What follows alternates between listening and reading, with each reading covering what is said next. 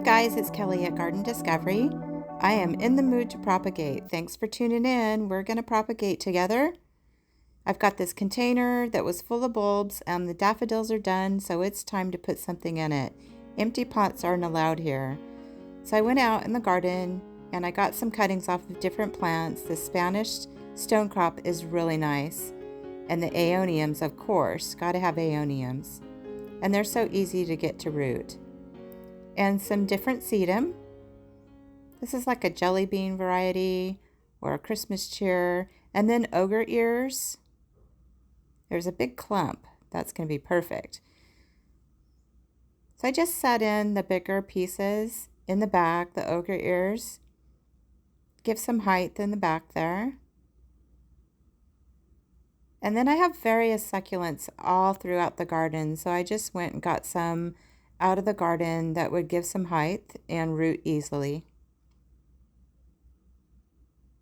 That's one thing about succulents is they root so easily, and it's so easy to take stem cuttings and just start a new arrangement. So they're perfect. That's why I love succulents.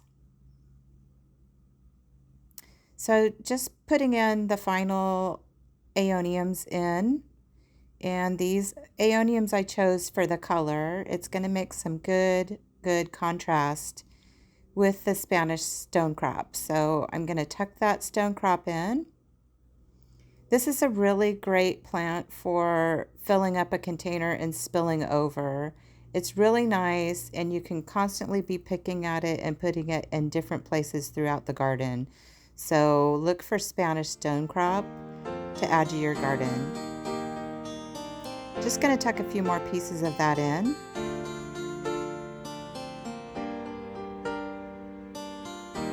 And then moving on to the other sedum, getting that tucked in different random places.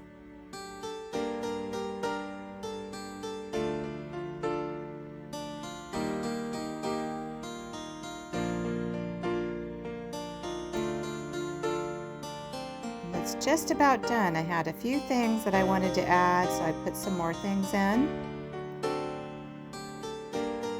And this isn't going to take long. Probably 6 months and this thing is going to be absolutely brimming full. Succulents like to be crowded, so don't worry about putting too much in.